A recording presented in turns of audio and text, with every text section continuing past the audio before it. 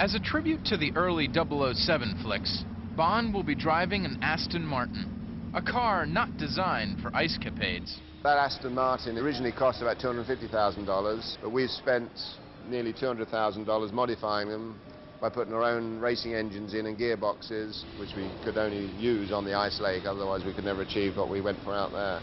So they're quite expensive vehicles at the moment. The barren landscape of this frozen lake in Iceland poses a unique challenge for Vic. It's just the two protagonists in it, Bond and Zhao. So it was quite a challenge to come up with an interesting chase on ice with no things to interact with, if you like. There's no animals, no polar bears to swerve around, apart from icebergs. Precision stunt driver Ray de-haan will be doubling Bond, and George Cottle will be doubling Zhao. There was quite a lot of pressure, and the sequences were done at speed. I mean, it's all real speed. There were some moves where we was coming through some very tight alleyways, and we had to change direction quite a lot. And when you drive on very slippery gravel or ice, you're predicting 2 turns ahead where you're going to go, so you've got to make a decision back there. So if that decision's wrong, you're going to come out wrong at the other end. But it's not all smooth sailing for Ray.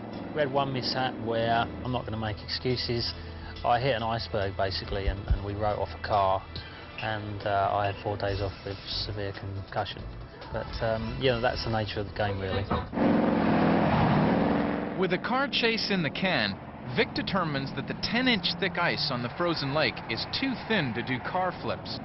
So he moves everything to an airfield in England where they recreate Iceland. Vic's first big task, to simulate Bond's car being flipped by rocket fire. But he's not about to risk the Aston Martin in preliminary tests.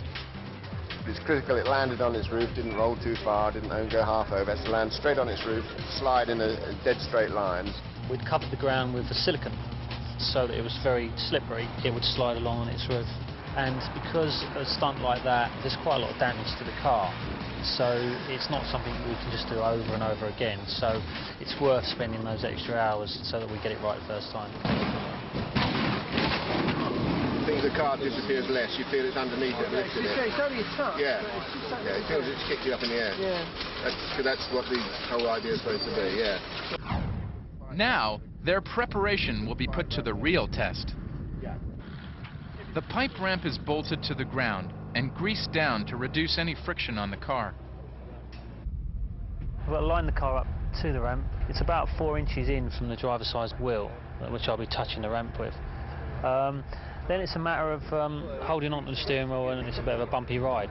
Turn over! Speed! And action!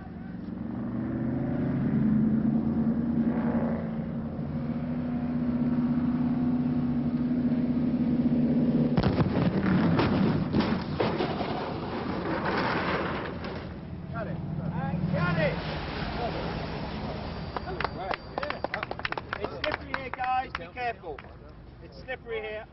The car slid a nice long way, which will take us into the next cut, which is the car sliding along, then firing itself back onto its wheels using its ejector seat as a cannon.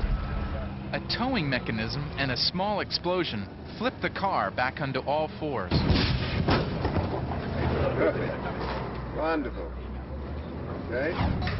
For the climactic jump through the Ice Palace walls, Vic wants to avoid wrecking the Aston. Normally when you see cars jump, they go up like that and they come down very nose first. They always land nose first and they break the back of the car.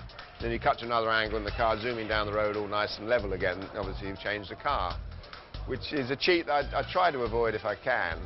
Vic had designed this pipe ramp where he'd got 2 pipes put them together, and they extend for 14 feet. And usually when you take a car off of a ramp, its flight is governed by the suspension, and it can throw it in all different angles. But by running up 2 steel bars which are covered in grease, you get a nice flight. To break Ray's fall and hopefully salvage the car, the set is loaded with bales of compressed snow. The old saying of stuntmen is, it's not the falling that hurts, it's the stopping. So therefore, the longer you take to slow down, the less it's going to hurt. A few final touches from the Ice Patrol, and they're ready to roll.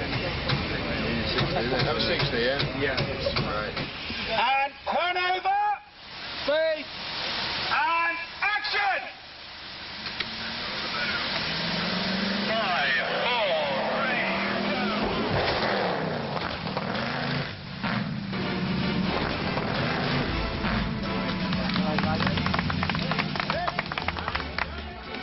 The stunt's a success, and the car survives to drive another day. You have a bit of adrenaline flowing through your body, so sometimes, you know, you're a little bit shaky, a little bit, but you've done exactly what you thought you would do, so it's quite nice to walk away afterwards. It was great to be able to double for Bond yourself, so for a moment I was James Bond.